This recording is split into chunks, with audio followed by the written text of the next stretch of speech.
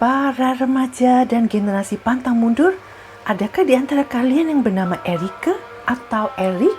Nah, episode ke-6 ini akan menceritakan simfoni ketiga Beethoven yang dikenal sebagai Eroica, artinya heroik, perjuangan tanpa mencari muka atau pujian. Seperti janji Miss Kiki, episode ke-6 ini mau menjelaskan apa yang melatar belakangi Beethoven mencoret nama Napoleon Bonaparte, lalu diganti dengan lagu ini diciptakan buat siapapun pejuang keadilan dan kebenaran.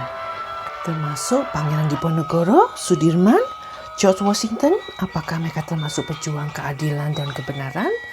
Ya, dan masih banyak lagi yang tidak mungkin disebut satu persatu di sini. Perang Babat Diponegoro terjadi tahun 1830, terinspirasi secara tidak langsung oleh Revolusi Prancis. Semua kejadian terjadi dalam satu periode. Napoleon meninggal dalam pembuangan tahun 1840, sedangkan Beethoven meninggal tahun 1827. Dulu waktu masih sekolah menengah, Miss Kiki mempelajari istilah liberty, fraternity, equality. Tetapi konsep tersebut tidak dilahirkan oleh Jenderal Napoleon loh. Sejarawan dunia membuka informasi terbaru bahwa istilah tersebut diperkenalkan sebenarnya oleh Maximilian dan teman-temannya yang memiliki misi merubah sistem kerajaan menjadi perwakilan rakyat karena ekonomi mengalami krisis yang disebabkan kemewahan Raja Louis XIV dan Ratu Maria Antoinette. Episode ini bukan untuk anak-anak kecil, tetapi kira-kira untuk siswa sekolah menengah dan permisa yang mungkin membaca buku sejarah versi lama bahwa Napoleon begitu terkenal karena strategi perangnya sehingga menaklukkan negara-negara Eropa hingga Mesir dari tahun 1792 sampai 1810. Lantas mengangkat dirinya menjadi kaisar atau emperor ketika Beethoven menciptakan komposisi piano Eroica tahun 1802 sampai 1805 yang sekarang kita dengar ini. Dia mungkin membaca dari koran yang zaman itu sudah dicetak di Austria bahwa Prancis dengan Napoleon berambisi memotong jalur perdagangan Inggris yang melewati rute Mesir hingga India.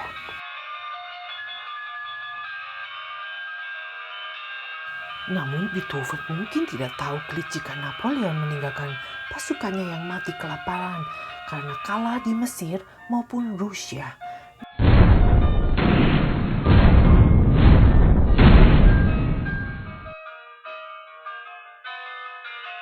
Napoleon melarikan diri begitu saja kembali ke Prancis tanpa ada yang tahu apa yang sesungguhnya terjadi.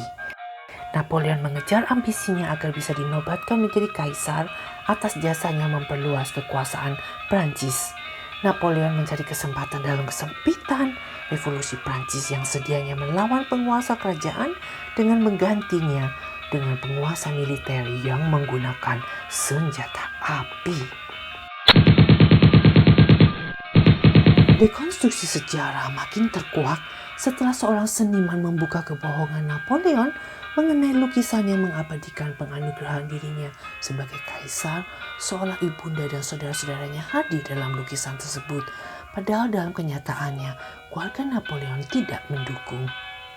Dengan kita mengetahui latar belakang sejarah itu, kita bisa menikmati Eroica, bahwa nada yang dimainkan menunjukkan kasak-kusuk politik yang serba tegang, urgent, atau mendesak. Nada-nada ketidakpastian akan kemanakah perubahan revolusi rakyat ini.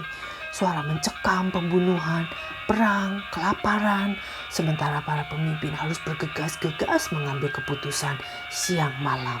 Sejarawan Indonesia dan Prancis hingga kini meluruskan bahwa berbagai nama muncul sebagai pencetus revolusi. Namun di antara mereka yang paling menonjol adalah Maximilien Robespierre, seorang pengacara atau lulusan hukum yang memperkenalkan konsep bahwa semua manusia memiliki satu suara dalam menentukan pemerintahan mereka. Dengan istilah yang kita baca, liberty, fraternity, dan equality itu. Maximilien Robespierre inilah seharusnya disebut sebagai pejuang yang murni karena retorikanya mampu menggoncangkan ribuan massa sehingga menguasai istana Versailles lalu menghukum pancung Ratu Maria Antoinette dan Raja Louis XIV. Sejarah rupanya diselewengkan oleh Napoleon. Kebetulan saja dia bergabung dengan Jacobin Club di desanya waktu dia ambil cuti dari tugas militernya sebagai letnan pemerintah. Dia tertarik bergabung karena adik Maximilian Robespierre bernama Augustinus berpidato di kampungnya, tetapi ketika kakak beradik dipenjara dan dihukum mati oleh lawan-lawan politik mereka, Napoleon pura-pura beralasan dia tidak mendukung gerakan anti pemerintah, sehingga dia hanya menjadi tahanan rumah saja.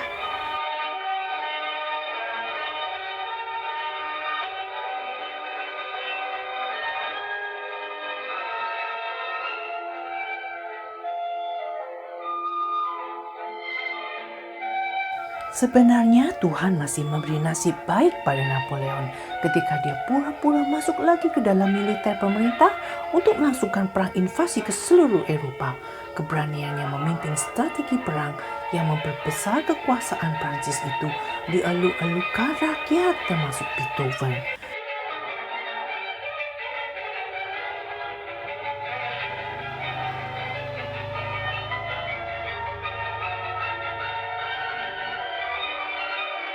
Tetapi ketamakan dan arogansi manusia seringkali tak terbendung bila memiliki kekuasaan ya.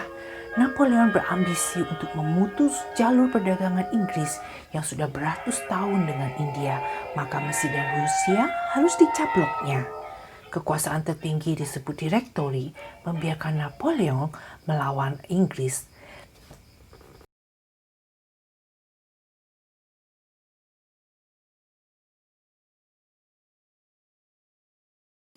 Ternyata Tuhan memukul Napoleon dengan kekalahan pasukannya yang memalukan di Mesir dan Rusia.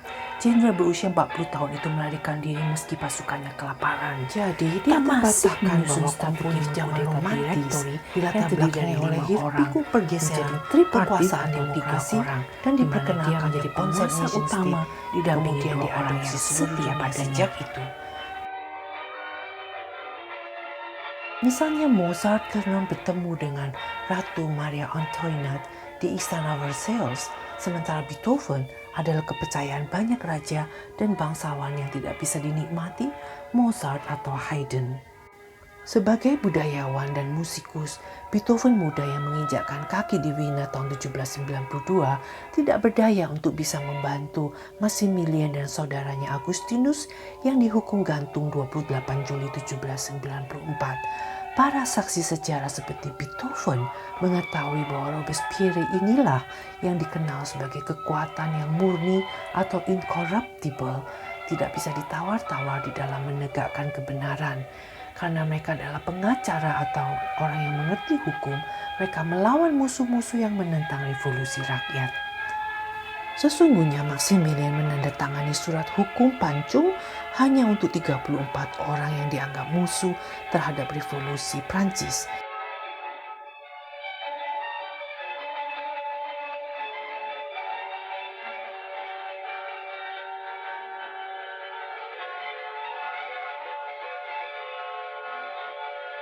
Tetapi ternyata keadaan berubah, chaos tak terkontrol, terjadi pembunuhan kira-kira 13 ribuan orang yang saling mencurigai siapa pengkhianat dan siapa yang mendukung sistem kerajaan. Konstitusi Prancis yang dibuat Maximilian 1793 malah tidak bisa dilaksanakan karena pembunuhan massal yang dilakukan Jacobin Club dengan presidennya Maximilian menimbulkan ketakutan masyarakat yang menyebut mereka The Reign of Terror. Seandainya keadaan chaos tidak terjadi, para sejarawan memuji Jacobin Club dan Maximilian pantas disebut sebagai penggerak revolusi yang murni, tak ada tandingannya dalam dunia. Nah, siswa jurusan musik dan generasi milenial, Miss Kiki harus mengakhiri episode ke-6 ini yang dibuat dalam peringatan Sumpah Pemuda 2020. Pemuda Indonesia tidak akan mudah terprovokasi oleh konsep demokrasi bila kita mengetahui ternyata seperti apa konsep nation state dan nasionalisme itu dilahirkan oleh free rider semacam Napoleon. Tetaplah mempelajari studi negara lain dan jangan berhenti ketika negara lain yang justru mempelajari studi Indonesia dan pintar main karawitan. Sampai jumpa dalam episode ke-7 yang akan menceritakan Beethoven menjadi saksi sejarah bagaimana Napoleon memanfaatkan generasi muda untuk kepentingan kekuasaannya sampai harus mengorbankan dinasti Ratu Maria Antoinette. Jangan lupa subscribe dan follow tayangan ini ya.